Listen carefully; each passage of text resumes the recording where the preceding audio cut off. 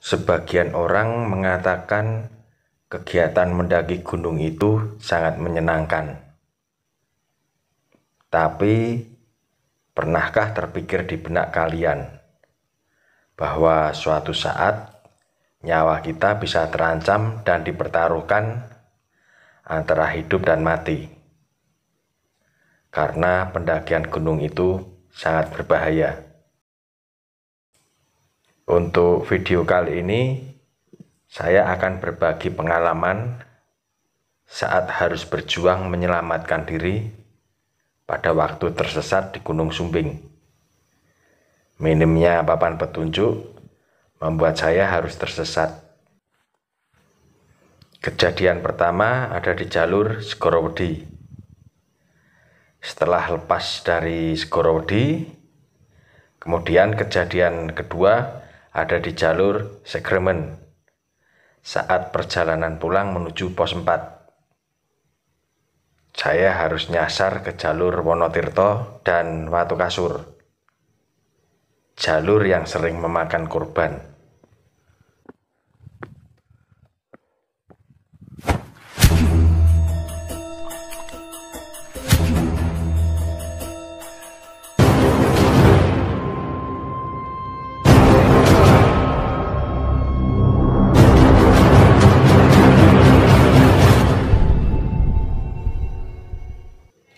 Oke, cerita dimulai dari sini. Pada hari Jumat tanggal 25 Februari tahun 2022, tibalah saya di base camp Palpak.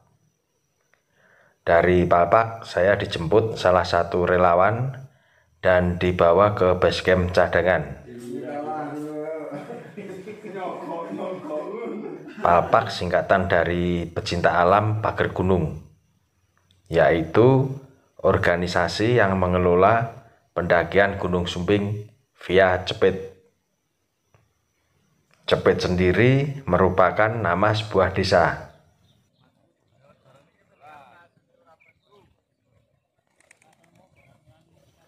Sejarah nama Cepit dimulai ketika Ki Ageng Makukuhan menemukan seekor harimau hitam yang terjepit batu dan tertimpa pohon jalu.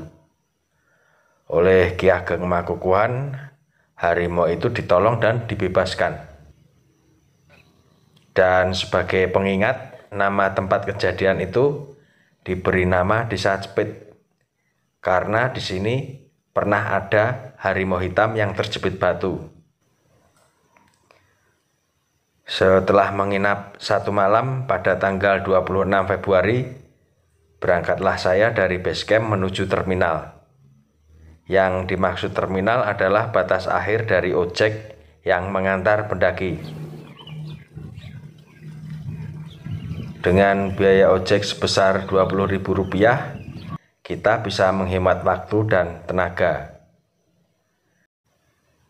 Sampai di terminal pukul 9 pagi. Lalu lanjut jalan kurang lebih 200 meter sampai di pos 1. Silahkan kalau mau mengambil air, karena pos 1 itu bentuknya seperti aula. Ini jalur, ini kita dihadapkan pada rintangan.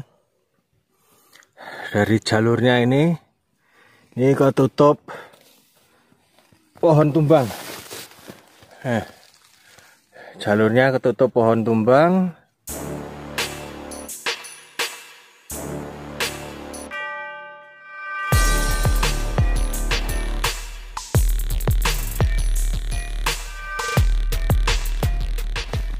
Ini jalur alternatifnya.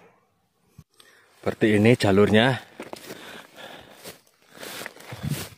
Memutar menghindari pohon yang tumbang. Nih. Siap-siap tas nyantol-nyantol.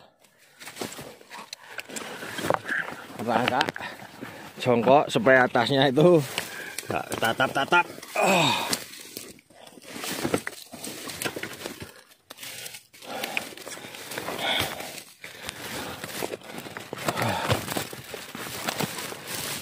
Aduh.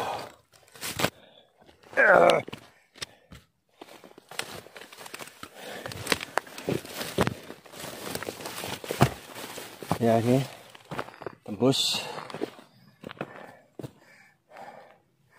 tembusnya dari jalur yang tertutup pohon tumbang. Pukul 9.43 saya tiba di pos 2. Istirahat sebentar, ambil dokumentasi, lalu lanjut ke pos 3.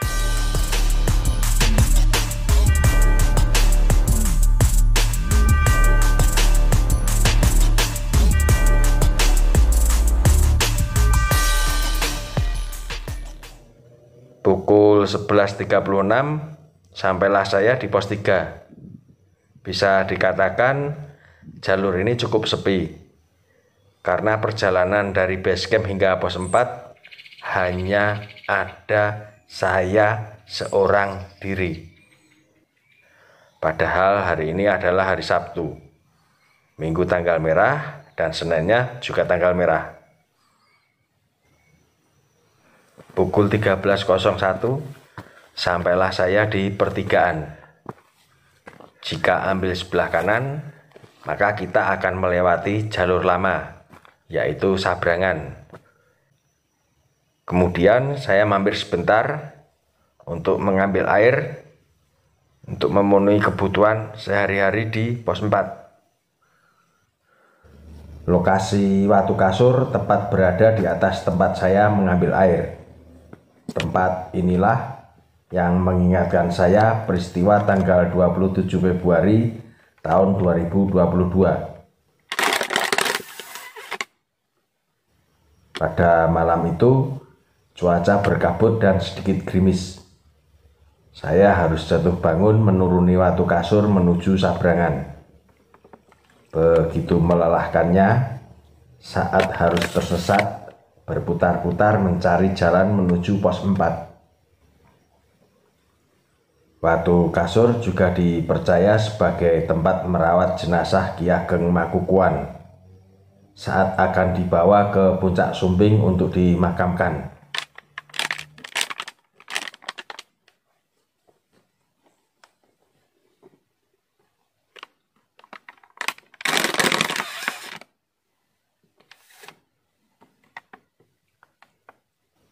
Dan pada bulan April tahun 2019, 6 mahasiswa ITB pernah tersesat di sini. Mereka ditemukan pada hari Minggu pukul 00.30.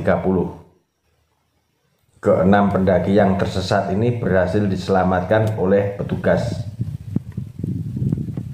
Begitu selesai mengambil air, bergegas saya mengambil arah kiri, yaitu jalur baru yang sedikit memutar, tapi tidak begitu curam seperti jalur lama. Hujan makin lebat dengan diiringi kilat dan sedikit kabut. Akhirnya pada pukul 14.40 selamatlah saya di pos 4 dengan keadaan basah kuyup. Karena tergesa-gesa diburu cuaca yang makin memburuk, flashlight hitam yang seharusnya dipasang di dalam malah tertukar menjadi di luar. Tugas belum selesai karena masih harus mencari rumput untuk dijadikan alas paling dasar. Fungsi dari rumput sendiri adalah untuk mencegah kelembapan, menjaga paru-paru kita. Selain hangat, alas dasar ini juga bisa mengurangi air. Ya, mengurangi air yang masuk ke dalam tenda. Selesai berganti pakaian, lalu makan, pasang kaos kaki dan sarung tangan, pakai jaket, masuk kantong tidur, dan kemudian langsung terlelap. Merdeka sekali hidup saya.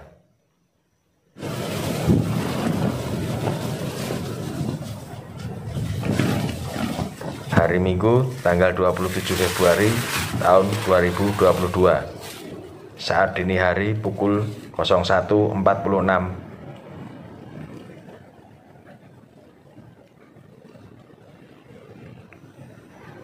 Suara flashlight yang berisik tertiup angin membuat saya terjaga.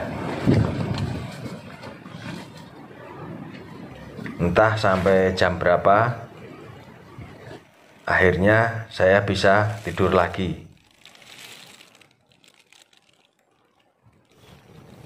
Pukul 5:23. Cuaca benar-benar tidak bisa diprediksi. Walaupun mentari menampakkan diri, kabut pun tidak kalah garang, datang dan pergi sesuka hati. Begitu susahnya mencari dokumentasi yang saya harapkan.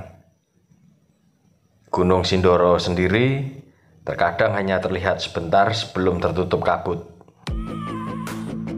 Inilah jejak digital tentang pendakian saya di Gunung Sumbing. Suatu saat kamu akan melihatnya, nak.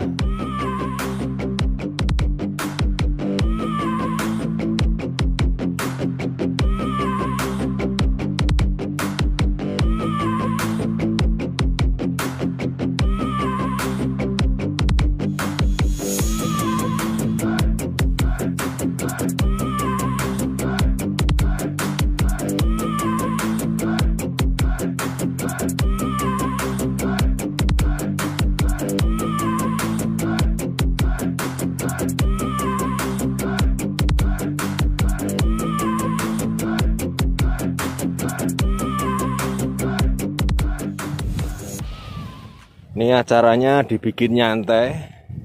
Setelah kemarin nyampe di pos 4 itu jam 2. Tuh hujan-hujan. Kehujanan ini sepatu.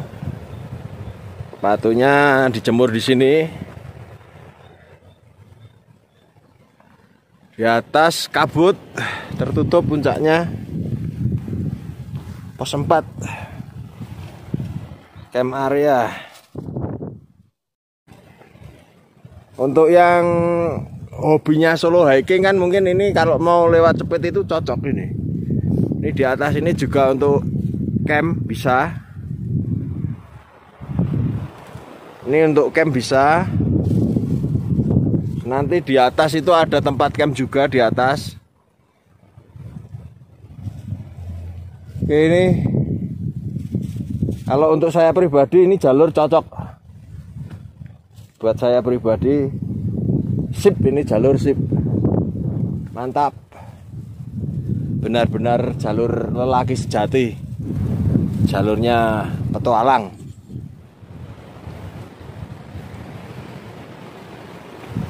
Pukul 9:10. Setelah puas menikmati pagi, saatnya untuk berjuang.